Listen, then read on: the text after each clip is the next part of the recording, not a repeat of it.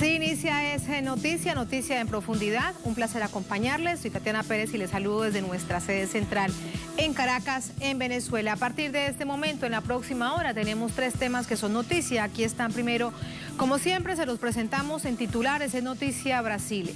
El país vive una jornada de lucha y de luto. Así lo expresan miles de personas en protesta contra el presidente Jair Bolsonaro.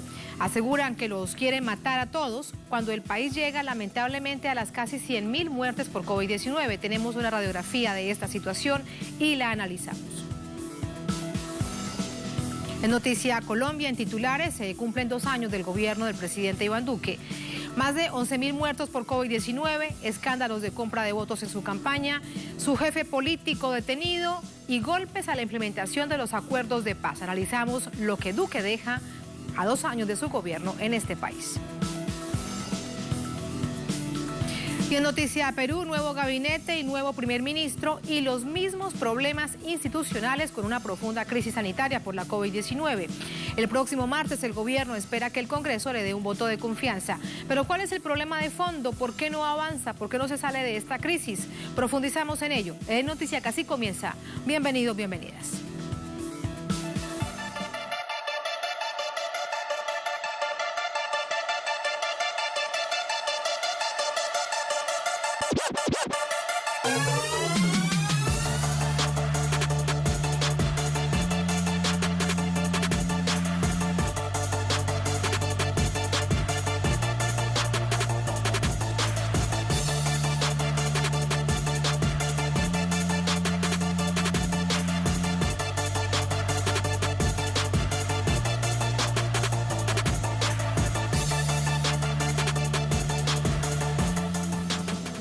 En Noticia Brasil, movimientos sociales, sindicatos protestan en las principales ciudades por el derecho a la vida que aseguran no es garantizado por el presidente Jair Bolsonaro.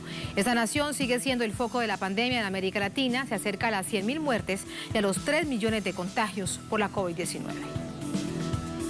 Brasil vive una jornada de lucha y de luto.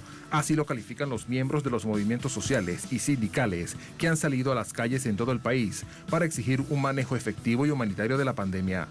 En Sao Paulo, Río de Janeiro, Vitória, Porto Alegre, Curitiba, Fortaleza y otras ciudades rindieron homenaje a los casi 100.000 muertos por COVID-19.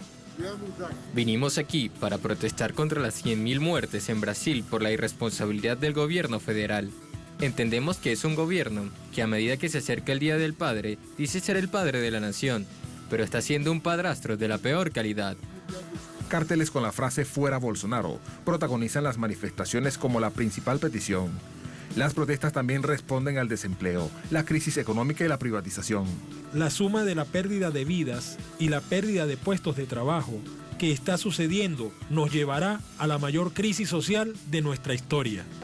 Él trabaja contra Brasil, trabaja contra la industria nacional, trabaja contra nuestras reservas, trabaja contra nuestros pueblos indígenas, trabaja contra los trabajadores en estos ataques que lleva haciendo desde que asumió el gobierno. Mientras tanto, Bolsonaro dice que tiene la conciencia tranquila. Tenemos la conciencia tranquila. En ese momento, al inicio no había vacuna, no había medicina, solo la promesa, en el primer momento, de hidroxicloroquina. Luego aparecieron otras cosas. Lamento que en algunos lugares de Brasil, los respectivos jefes sigan prohibiendo esto. Coincide con su ministro interino de Salud, el general Eduardo Pazuello, en que hay que seguir con la vida. Lamento todas las muertes. Estamos llegando a las 100.000. Tal vez hoy. Esta semana llegará probablemente a 100.000. Vamos a seguir la vida y encontrar la manera de zafarnos de este problema. Por estas razones, movimientos piden al Congreso abra uno de los 46 pedidos de impeachment contra el presidente. La naturaleza también sufre con la administración de Bolsonaro. Según datos divulgados este viernes por el Instituto Nacional de Investigaciones Espaciales, INPE, la deforestación en la Amazonia creció un 34% de agosto de 2019 a julio de 2020. Significa la pérdida de más de 9.000 kilómetros cuadrados de vegetación, producto de los incendios del año pasado, y la tala indiscriminada diaria, que revelan las imágenes de satélite, resultados de un gobierno neoliberal. Tenemos ahí el panorama, seguimos sumando hechos con André Vieira desde Río de Janeiro. Finaliza la semana de esta manera. André, buenas noches, adelante. Hola, sí, Tatiana, saludos para ti y para la audiencia de Es Noticia. Tatiana, efectivamente culmina esta semana con una jornada de los movimientos sociales, partidos políticos, centrales sindicales en las principales ciudades del país, en las redes sociales también, Tatiana, pero antes, actualizo del número, Tatiana, ya son aquí en Brasil 99.572 personas fallecidas por la COVID-19 y casi 3 millones de casos confirmados aquí en esa nación. Tatiana, también te digo que la jornada de hoy de los movimientos sociales era justamente para denunciar las acciones de Jair Bolsonaro en la cuestión sanitaria, pero también para denunciar las políticas de Jair Bolsonaro en la cuestión económica, una vez que esta nación, Tatiana, solamente durante la pandemia, cerca de 9 millones de trabajadores, casi 9 millones de trabajadores perdieron el empleo solamente durante la pandemia, y estos movimientos que salieron a las calles y ocuparon las redes el día de hoy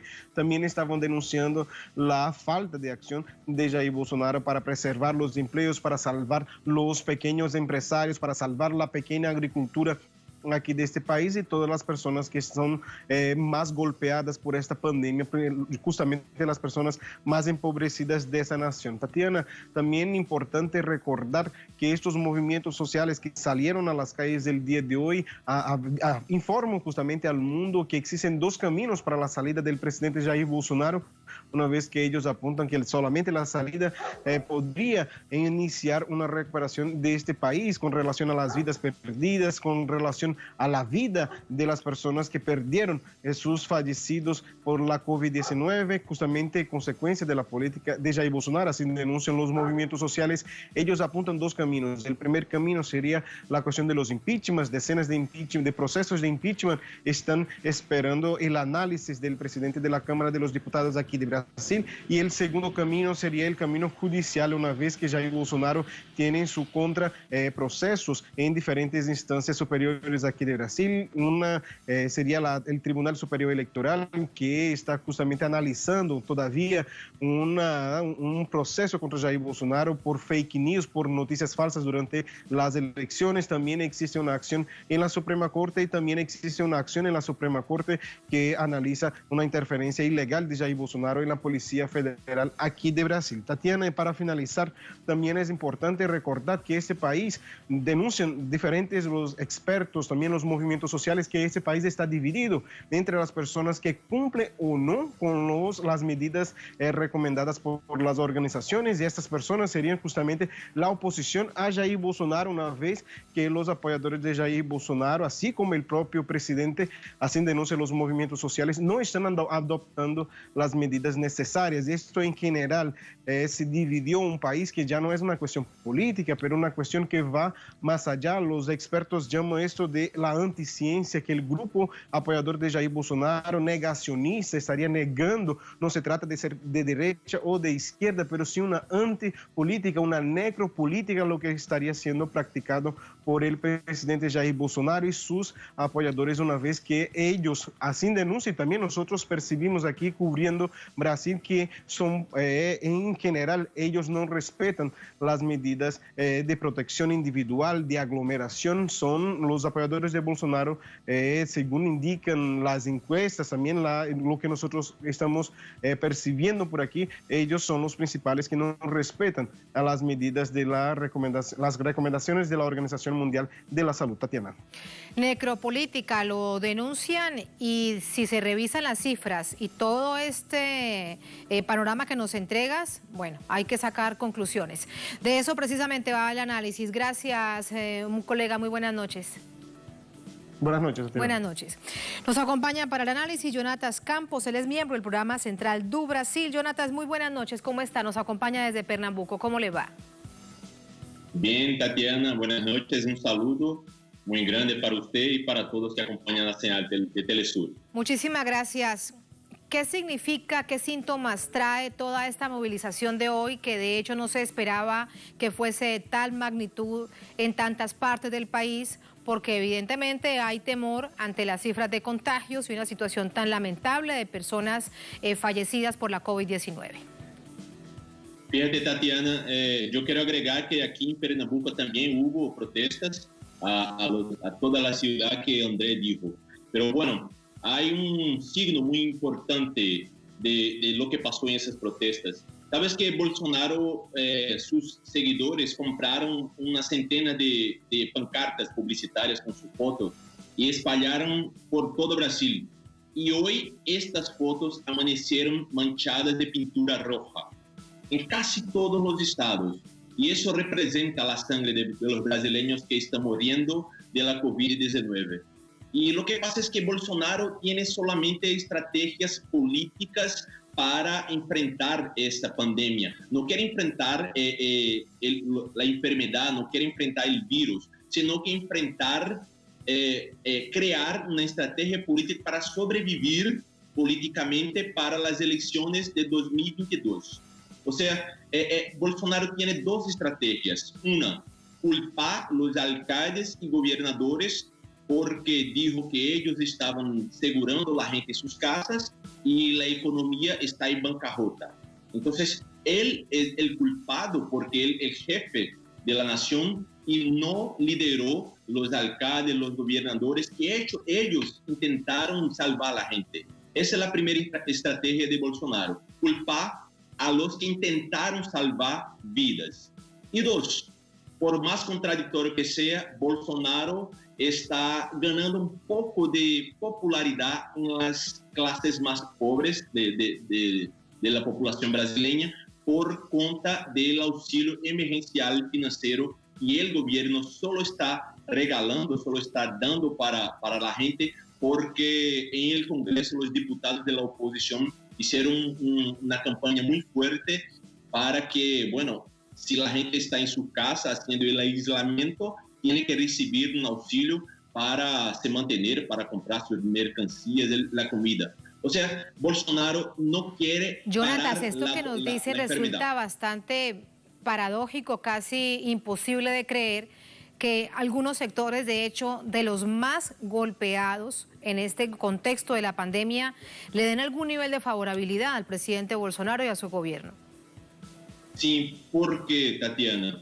Porque, fíjate, hoy más de 50 millones de brasileños han recibido ese auxilio financiero. Es casi 2 Venezuela recibiendo un auxilio que la oposición y el Congreso luchó mucho para que ese dinero saliese para la gente. Y bueno, desafortunadamente una parcela de esas personas le cree que Bolsonaro está regalando.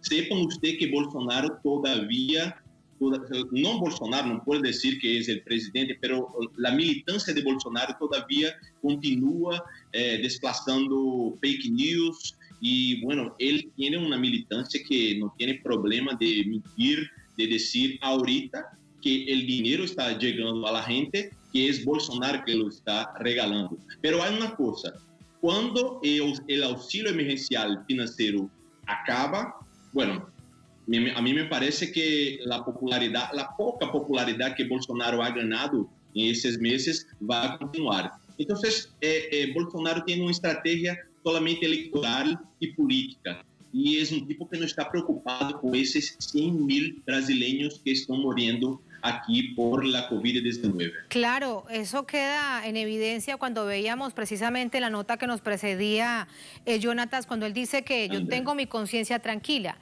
La conciencia tranquila porque 100.000 personas de tus ciudadanos, para quien gobiernas en todo el país, sin indistingo de color político, sin ideología política, han muerto, realmente también llama la atención. De hecho, André lo planteaba y también ahora quiero conocer tu análisis con respecto a ello. Lo que se aplica, se denuncia, es la necropolítica en el país. Es decir, que no es solamente una percepción, sino que hay una estrategia clara de necropolítica por parte del gobierno Bolsonaro. ¿Usted qué cree? Y bueno, lo que pasa es que Bolsonaro, una de sus estrategias es eso de la muerte, de la violencia y de traer ese sentimiento que algunas personas tienen de violencia y todo, para tener una militancia más dura, ¿sabe? Un electorado más duro que le defienda para todo. O sea, uno de los pedidos de impeachment de Bolsonaro, que está ahí en el Congreso, de los más de 30, no sé cuántos André dijo, pero bueno, son muchos. Pero uno de ellos es firmado por 1000 movimientos 46 pedidos de impeachment. 46. Ajá. Pero también uno allí, permíteme, aquí además te pregunto esto, sí. Jonatas, ¿qué se necesita para que se abra por lo menos un proceso? Hoy también se estaba diciendo que el presidente de la Cámara tenía que pronunciarse, pero bueno, es que no es solamente el presidente de la Cámara, hay una cantidad de congresistas, es un muy amplio sistema legislativo en el Brasil, que al fin y al cabo representan a muchos de esos votantes que se han visto afectados por la pandemia y de qué manera. Bueno, hay una coyuntura política, solamente la coyuntura política va a presionar el presidente del Congreso brasileño a aceptar algunos de esos pedidos. Fíjate que hace una semana ese mismo presidente, Rodrigo Maia, dijo en una entrevista en la televisora brasileña que el pedido de impeachment de Dilma fue más fuerte que esos todos que la gente está pidiendo en contra de Bolsonaro. Imagínate. Bueno, o sea, Rodrigo Maia dijo, el Congreso hasta ahora está apoyando a Bolsonaro. No todo el Congreso, por supuesto, hay diputados de oposición, pero la más grande parte todavía apoya a Bolsonaro y la coyuntura política es que va a decir cuando el Congreso va a aceptar alguno de esos pedidos. Esa es la situación en el país tras un día de movilizaciones. Así se entiende, así se interpreta. Gracias, Jonatas. Muy buenas noches. Gracias. De nada, de nada. Gracias. Así nos vamos a la primera pausa en esta emisión de Es Noticias. Al volver en Noticia Colombia. Se cumplen 2 años del gobierno de Iván Duque. Más de 11.000 muertos por COVID-19, escándalos de compra de votos en su campaña, su jefe político detenido, golpes a la implementación de los acuerdos de paz. Analizamos lo que Duque deja en estos 2 años a Colombia. Al volver en Es Noticias.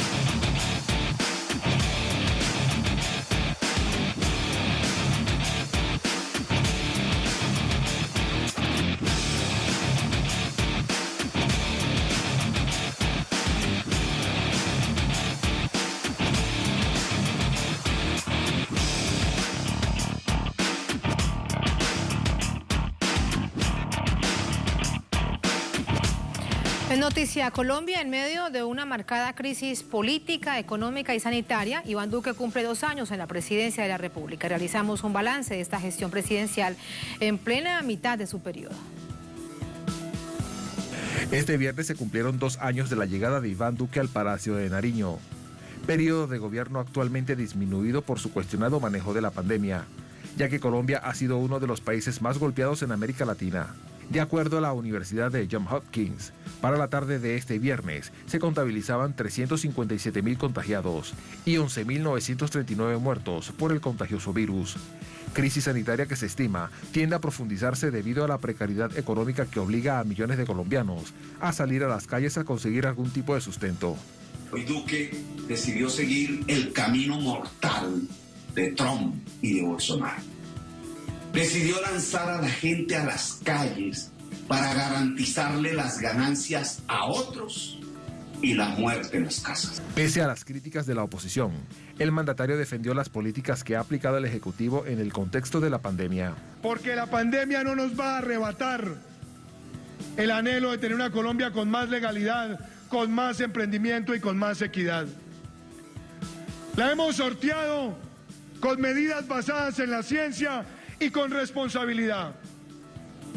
Lo hemos hecho con medidas claras para proteger la vida y la salud, pero al mismo tiempo proteger la vida de la micro, pequeña y mediana empresa y la vida del empleo. El segundo aniversario de Duque en el poder también se ha visto empeñado por el encarcelamiento de su mentor y líder del gobernante Partido Centro Democrático, Álvaro Uribe Vélez, actualmente bajo arresto domiciliario por los delitos de soborno y fraude procesal. El jefe de Estado se ha extralimitado en sus funciones al asumir la defensa del senador. Este periodo de poder ejecutivo también se ha caracterizado por los golpes permanentes a la implementación de los acuerdos de paz. Es uno de los más graves hechos. Centenares de líderes sociales y excombatientes de las FARC han sido asesinados en el país. Dirigentes opositores acusan a Duque de boicotear la esperanza de paz. La administración Duque también se ha visto salpicada por el escándalo de la denominada narcopolítica, donde destacan los nexos presidenciales con el narcotraficante alias Ñeñe Hernández, quien habría operado un mecanismo de compra de votos y otras formas de fraude electoral en las elecciones presidenciales de 2018. Vínculos con el narcotráfico que se extienden hasta el embajador de Colombia en Uruguay, Fernando San Clemente, quien es investigado por la Fiscalía por el hallazgo de un laboratorio de cocaína en una finca de su propiedad.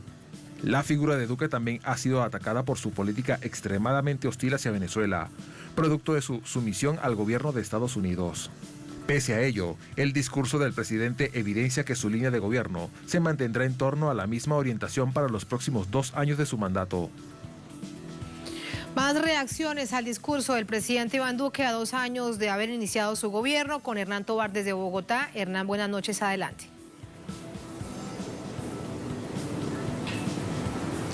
Tatiana, televidentes, muy buenas noches. Y sí, efectivamente, también adicionarle a esta 2 años del periodo de Iván Duque, pues que en ese discurso lo dio en el marco de la conmemoración de los 202 años de la batalla de Boyacá y el Día Nacional del Ejército, donde allí aseguró que de la mano del Ejército y de las fuerzas militares, pues en lo que va ocurrido esos 2 años, se han cometido se han incrementado mucho menos los homicidios y los secuestros en el país, a lo que las cifras, según los analistas, pues dan a conocer todo lo contrario.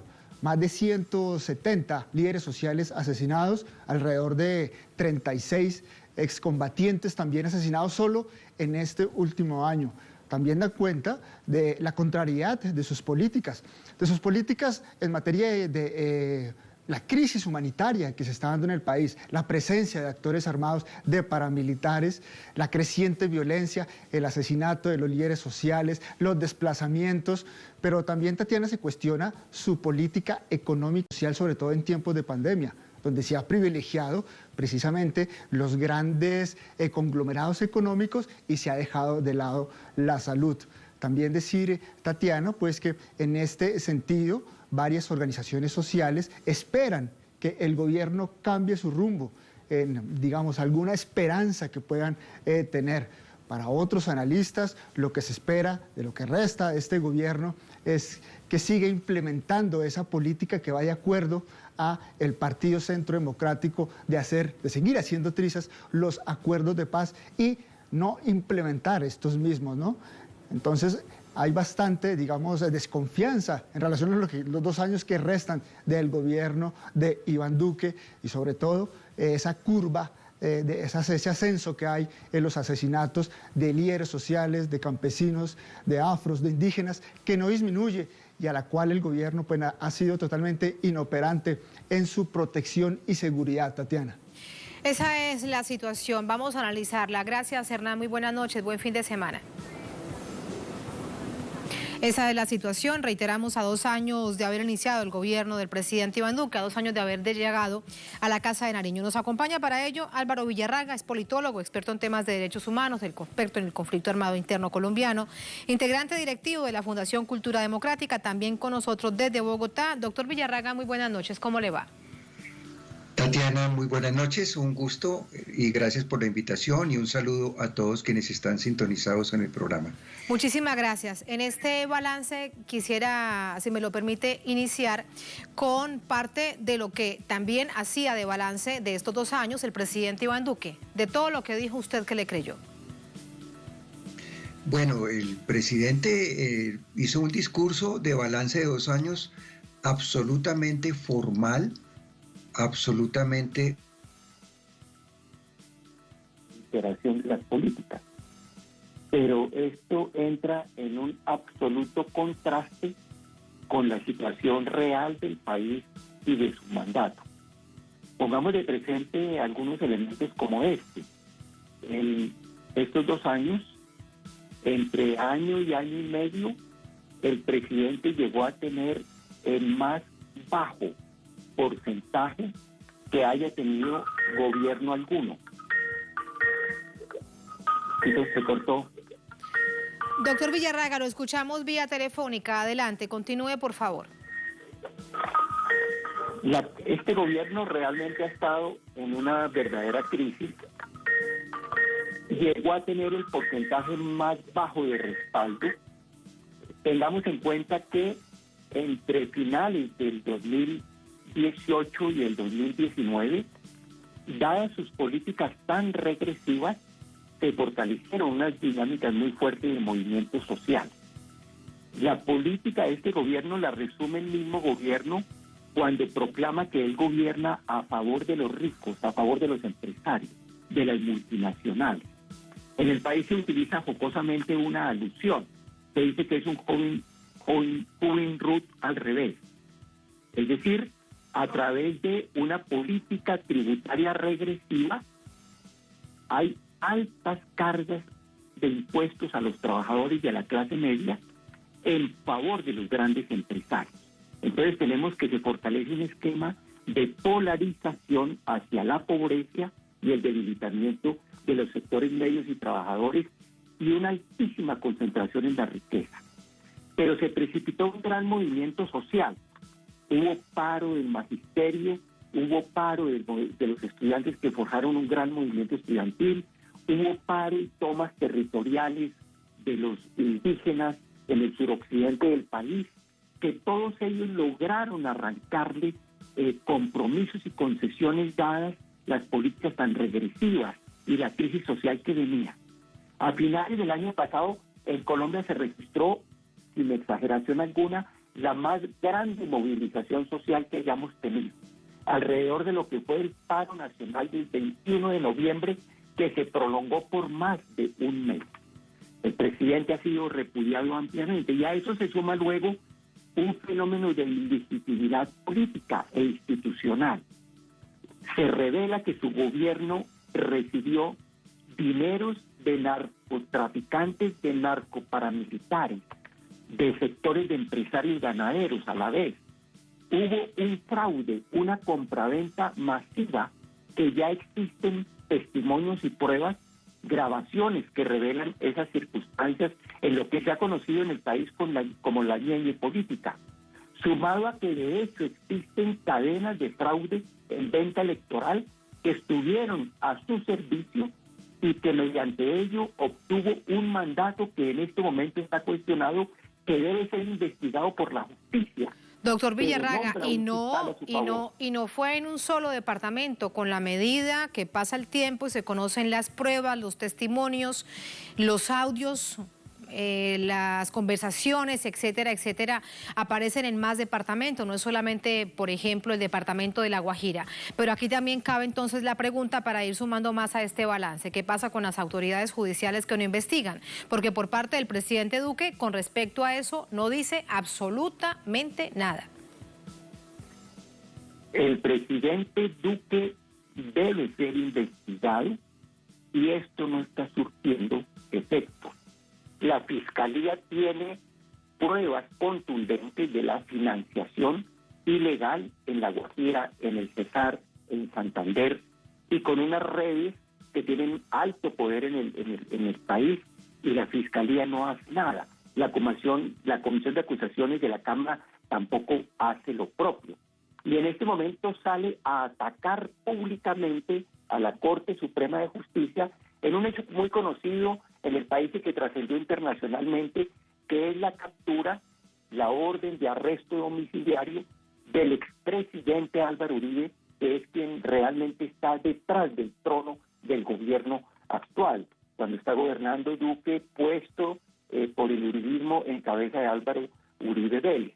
Es bueno señalar en esto que es un aliciente y un motivo de esperanza y de optimismo para la población colombiana y para amplios sectores del país, el que por fin en más de 200 procesos de denuncias y de investigaciones que no prosperan, al fin uno tiene unos resultados que, si bien está en unas fases iniciales, ya hay una orden de captura domiciliaria y ya hay unos cargos señalados por la Corte Suprema de Justicia, concretamente de fraude frente a testigos, es decir, de fraude en el proceso de investigación penal, apoyándose en sobornos de dinero. Esta es un hecho que además es la punta del iceberg, porque estos delitos de compra de testigos, de buscar el cambio de unos reconocimientos que hacen paramilitares en prisión, oculta unos delitos monstruosos que hay detrás, aseveraciones de hechos concretos, denuncias que tienen que ver con Álvaro Uribe, su hermano, otros ganaderos, con la creación del bloque Metro, estructuras del paramilitarismo, compromisos directos con masacres que sucedieron, como la del Aro en el oriente y en el norte de Antioquia, y con otra serie de delitos en cadena que han llevado hasta el asesinato de testigos que no logran que cambien su versión mediante el soborno, y han producido ya amenazas y han producido muertes, etcétera. De manera que también hay una situación muy especial en Colombia. El expresidente precisamente en estos 2 años, doctor Villarraga, de presidencia de Iván Duque. Allí me detengo además para preguntarle acerca de cómo lo ha asumido el presidente de la Nación. Bien, usted dice, de hecho en Colombia es bastante conocido que se diga que el expresidente Uribe es el poder detrás del trono y que el presidente Duque es el subpresidente, para indicar que quien mueve los hilos del poder es el expresidente Uribe.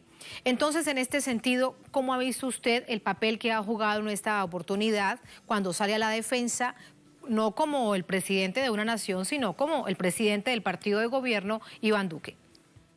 Iván Duque, como presidente, ha caído en el terreno de violar la Constitución y la ley, porque incumple el precepto de respetar a las otras ramas del poder público, de respetar la decisión de la justicia.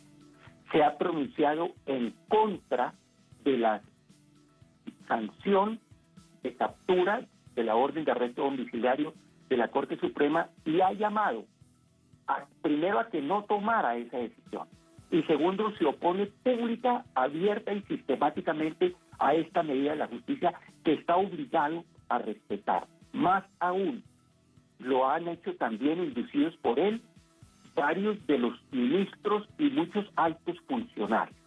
Sobre esto ya se pronunció el Procurador General de la Nación y advirtió públicamente en una carta que el Ejecutivo no puede oponerse y atacar unas medidas que por el contrario debe acatar.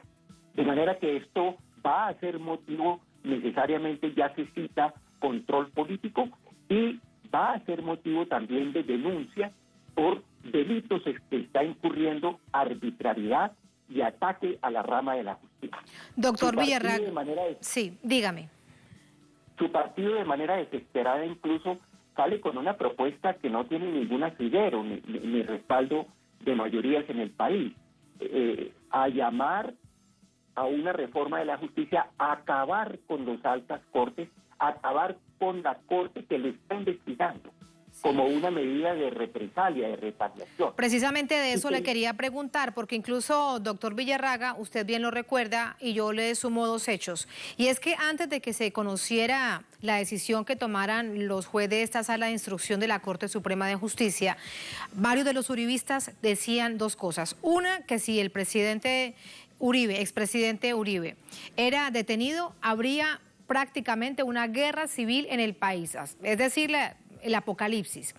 Y segundo, que en ese mismo sentido tenía que llamarse a todos los reservistas del ejército para defender al partido de gobierno, en particular al expresidente Uribe. Hasta este momento no hemos visto que nada de eso suceda, cuando ya han pasado 3 días de la detención domiciliaria del expresidente Uribe. Sin embargo, aquí la pregunta, en medio también de este balance, es ¿qué tanto apoyará realmente, qué tanto está comprometido el presidente Duque, el presidente del país, con estas acciones, por ejemplo, para avanzar en ese sueño del uribismo de acabar con las cortes y que dejar solamente una, y en otras acciones que se les ocurran, por ejemplo, al ver que su máximo jefe está detenido?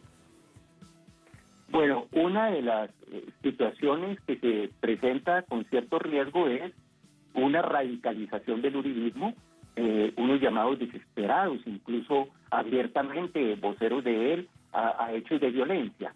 Sin embargo, hay que tener en cuenta que el uribismo viene en descenso, viene perdiendo respaldo. Hoy en día constituye un partido minoritario en Colombia. La extrema derecha pierde cada día más terreno político. En contrario, se han fortalecido amplias dinámicas de movimientos sociales. Recordemos que el gobierno fue derrotado el año pasado estruendosamente en el Congreso, tanto en la Cámara como en el Senado, con sus propuestas contra el acuerdo de paz, cuando quiso cambiar el sistema de justicia transicional de la JEP, y perdió ambos episodios. Y si bien el uribismo en este momento está desacatando la justicia y está teniendo este tipo de comportamientos, realmente en el panorama político no tiene un futuro. Las protestas han sido de alguna manera mínimas, pero en las encuestas ha resultado apabullante, distintas encuestas independientes registrando porcentajes altísimos, 75, 80 y pico, 90 y pico % en distintas ciudades en favor de las medidas en justicia de la Corte Suprema de Justicia, y en ese sentido creo que hay una madurez en el país para que se rechacen estos actos arbitrarios desde el gobierno, para que se respalde a la justicia, a las altas cortes en general, y para que se reclame precisamente que con tanta violencia que ha implicado, con tanta violencia que tolera este gobierno, y que con tanta violencia que incluso se reaparece desde la fuerza pública y organismos de seguridad, todo esto de las cruzadas ilegales, los seguimientos ilegales, todo esto de volver al asesinato de líderes sociales y excombatientes, en parte de ello con responsabilidad directa de la fuerza pública, en otros de grupos paramilitares, de manera que conforma una situación que en general tiene amplio repudio, mayoritario de sectores políticos, mayoritario de sectores sociales, si bien no ignoramos que hay una herencia de la violencia política y de la guerra, y es que en los territorios se están consumando ciclos de violencia que tienen relación precisamente con estas posiciones de extrema derecha opuestas a la paz, y que retroalimentan esta línea de arbitraria y esta línea de confrontación del movimiento social, de los proyectos alternativos, del acuerdo de paz, de las reclamaciones ambientales y sociales en los territorios.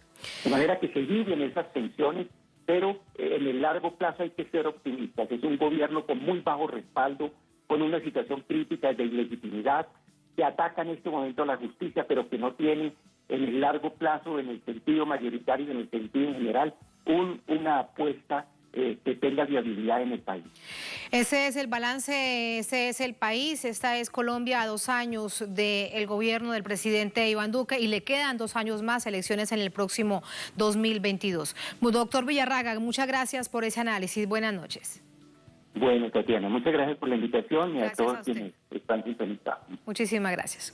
Así nos vamos a la segunda, última pausa en esta emisión de Es Noticia. Al volver en Noticia Perú, un nuevo gabinete, nuevo premier y los mismos problemas institucionales con una profunda crisis sanitaria por la COVID-19.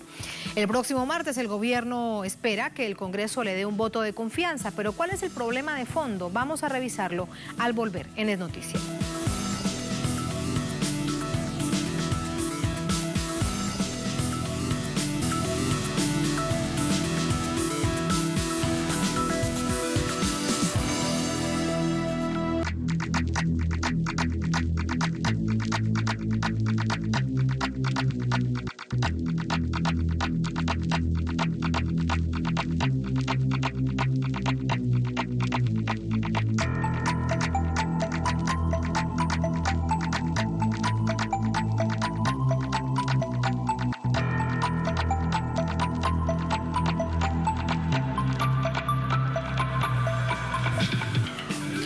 Noticia Perú, esta nación sudamericana vive una crisis política en medio de una crisis sanitaria generada por la COVID-19. Por ello, el presidente Martín Vizcarra, el presidente del país, se vio obligado a nombrar un nuevo gabinete. ¿De quiénes se trata? Vamos a revisarlo.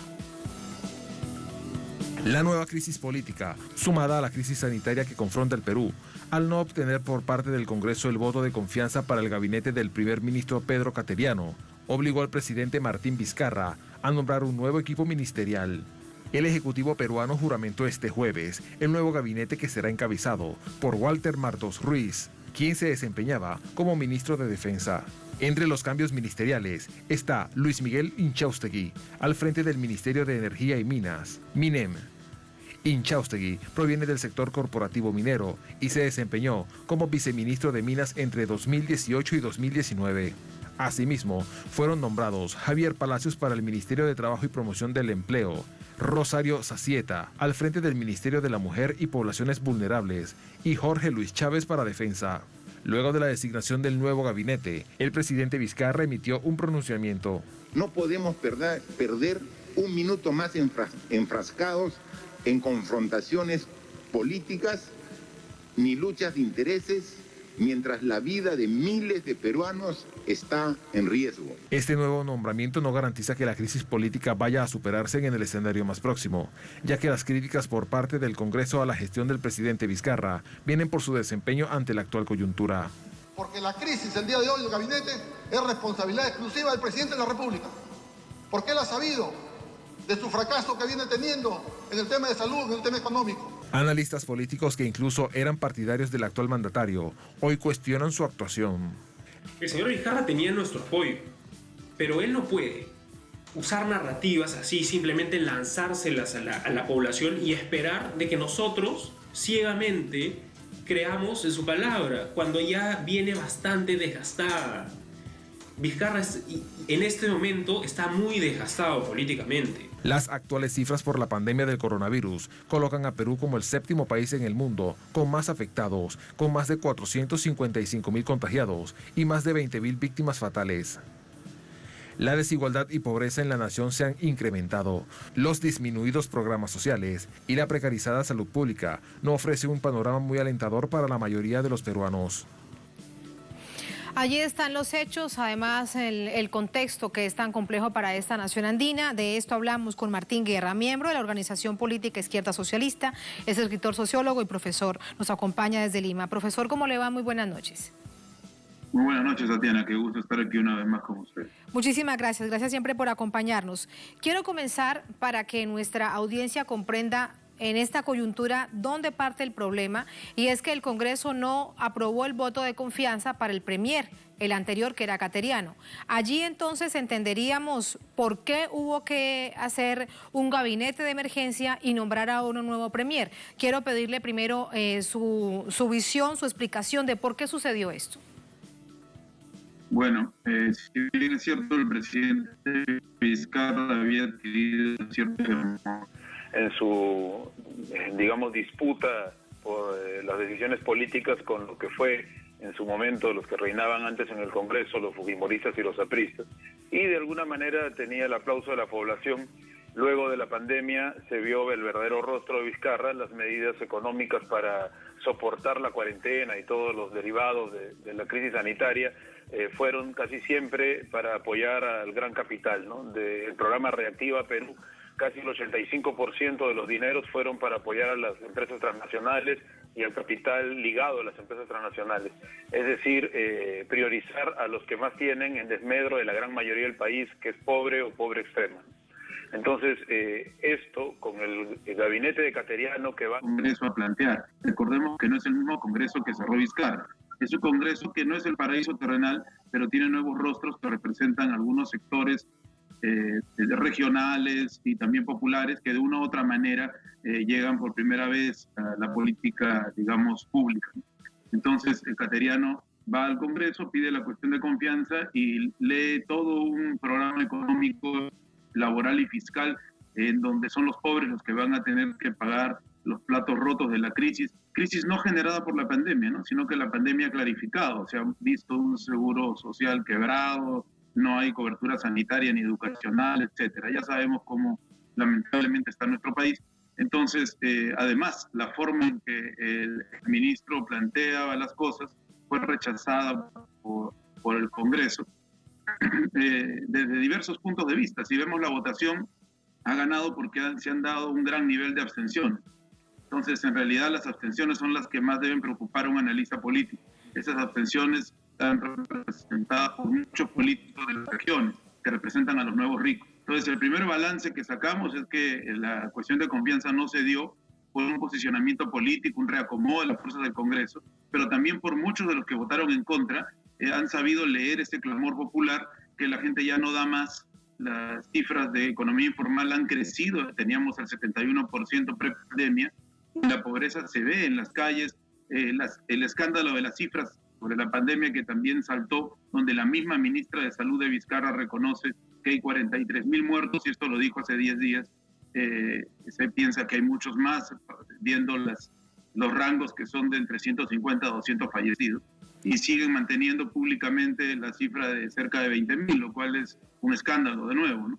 Claro, porque la diferencia es el doble. Si estamos hablando que son cifras oficiales de 20.000 y nos estás diciendo que hay un subregistro de 40.000, cuando además hay una autoridad que se siente preocupada por eso, es porque es un indicativo de que realmente pues es así, Martín. Muy, muy grave. Las zonas más... A propósito de esto, pasemos entonces, si te parece, de una manera en paréntesis, digamos, de lo político, a esta situación de la COVID-19. Las zonas más afectadas del país, ¿cuáles son?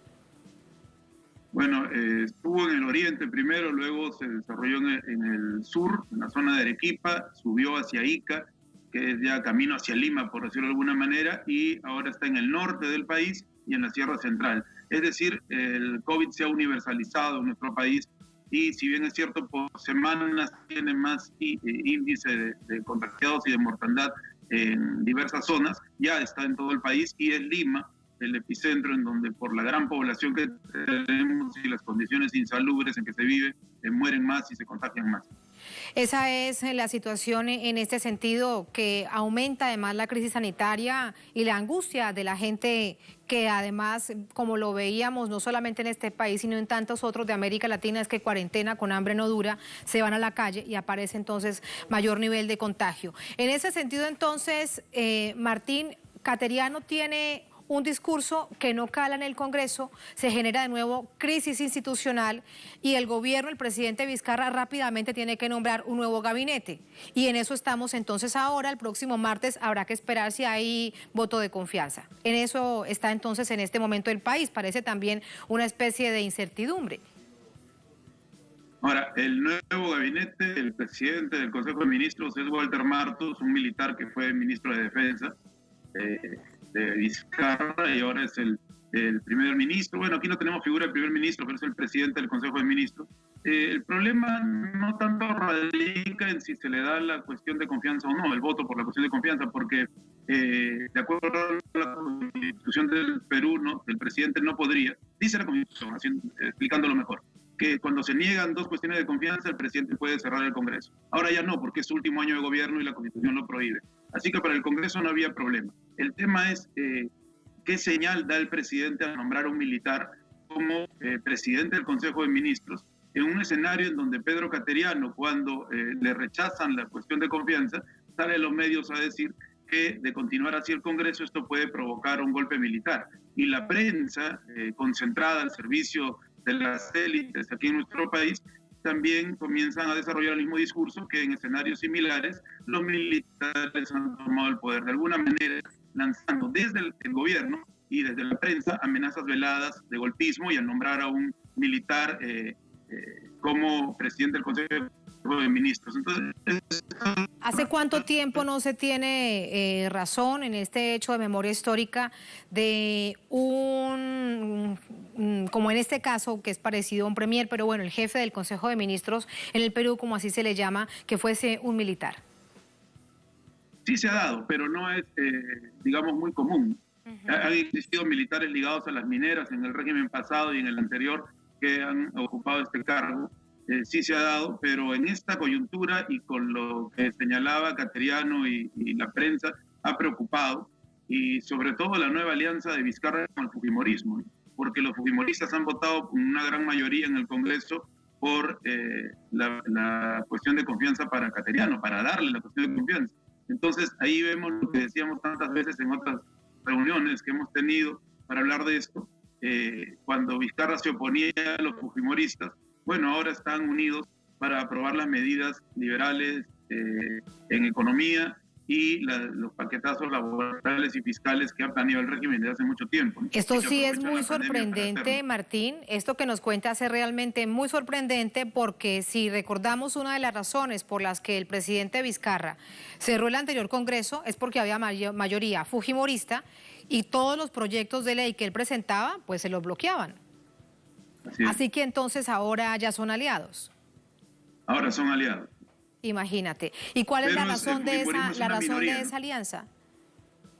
Claro, y eso la razón de esta alianza, haciendo una salvedad, es que el presidente Vizcarra tampoco tiene un partido de gobierno que lo acompañe y mucho menos fuerza en el Congreso. Así que entonces por esto se une a los fujimoristas. ¿Y cuál es el objetivo de esta alianza? Las medidas económicas. Los fujimoristas han sido el sicariato de las medidas económicas neoliberales. Esta es la razón de ser de la Constitución del 93 que ellos promueven y aprueban. Y el presidente Vizcarra, con las medidas, pretextando la pandemia, las medidas económicas, fiscales y laborales, no hace sino profundizar el neoliberalismo. Y de darse estas medidas, de aprobarse, la brecha de pobreza va a ser mucho más grande y se van a distanciar de la clase media, y las asimetrías económicas y sociales van a ser muy preocupantes. Los fujimoristas entonces se suman al proyecto de Vizcarra, pero además hay una alianza mafiosa, digamos, porque recordemos que a la lideresa se le liberó, sin qué ni por qué, durante la pandemia, preocupado por su estado de salud. Entonces Keiko Fujimori, que era acusada de corrupción, ahora está libre, tuitea, opina y planifica apoyando las medidas del gobierno. Entonces es una alianza absoluta, buscando el colchón social que tienen los fujimoristas entre la pobreza extrema por las medidas populistas que desarrolló el gobierno de Fujimori. Sí, y para despedirte, quiero además preguntarte en este sentido, ¿hacia dónde está dirigido ese nuevo gabinete, ese nuevo tren ministerial? Cuando se dio la negativa de la cuestión de confianza, sacábamos 3 conclusiones de un camino que podría darse en la política peruana, ¿no? La primera, que muchos de los que votaron no votaron a conciencia, sino para después hacer una correlación de fuerzas como medida de presión.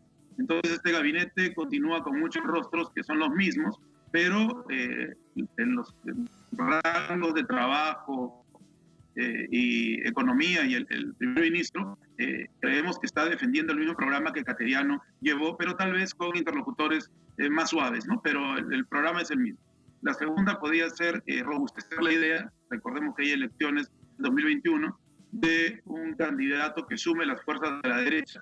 Se habla, por ejemplo, de los representantes de la derecha financiera y empresarial en el Perú. Benavides ya dijo que quisiera ser presidente y el LAP está apoyando esta candidatura. O las posibilidades de patear el tablero, ¿no? A través de una presión militar, por lo menos, o un golpe. Lo que se ha visto es una mezcla entre la primera y la tercera, ¿no?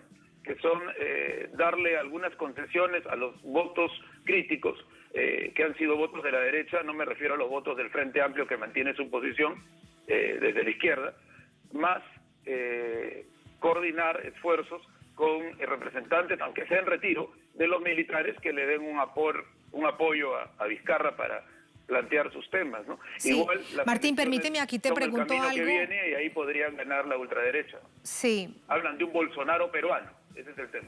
Imagínate. Bueno, ojalá que no llegue. Queda un año porque con la experiencia de Bolsonaro, casi 100.000 muertos en el país en esta pandemia, y él dice que su conciencia sea tranquila. Imagínate lo que le esperaría al Perú. Veo tu preocupación con respecto a la probabilidad de un golpe militar. Me lo has dicho en 2 oportunidades. Tiene mucho que ver además cuando me cuentas de los medios de comunicación. Hay un intento de plantear esa matriz de opinión, a ver cómo cala en la gente, a ver qué tanto avanza. ¿Crees que ese será el camino? Difícil señalar si sea el camino, pero podría ser. Yo creo que en primer momento lo que está haciendo la prensa es lo que tú has dicho muy bien, ver el sentir de la población, cómo se responde a esto, y lo segundo, causar miedo. Muchos de los discursos que están en nuestro país desde la prensa es que se necesita mano dura, siempre se dice. Cuando se inició la cuarentena, querían echarle la culpa a la población que salía y tomaban 2 o 3 videos de personas divirtiéndose y generaban la idea de que todos los peruanos que salían a las calles era para divertirse. No es cierto. Con 71% de informalidad la gente tenía que salir a trabajar porque comen de lo que trabajan diariamente. Pero muchos de los analistas decían meses atrás, en medio de estas medidas, se necesita mano dura, se necesita mano dura. Y entonces ahora que se plantea esto, que un golpe militar ahí cuando hay desgobierno, sí cala en cierto sector de la población que de alguna manera, por las experiencias de los regímenes pasados, como el de Fujimori, por ejemplo, creen que con mano dura se pueden hacer cosas, aunque no importa qué cosas se hagan. Entonces sí es preocupante la salida golpista, y aunque no se viera, sí es preocupante meter miedo a la población para, con dictadura o con dicta blanda, aprobar medidas económicas que van a empobrecernos más. Ese es el panorama muy complejo en el Perú. Martín, gracias por ayudarnos a comprenderlo. Muy buenas noches. Buenas noches. Buenas noches. Gracias a ustedes por habernos acompañado. Buenas noches. Ponemos punto final a esta emisión de Noticia durante esta jornada. Otro hecho fue noticia. Los dejamos con este hecho que se registró lamentablemente más allá de las fronteras de América Latina. Hablamos de lo que sucede en Beirut. Con eso lo dejamos. Buen fin de semana. Sigan con nosotros.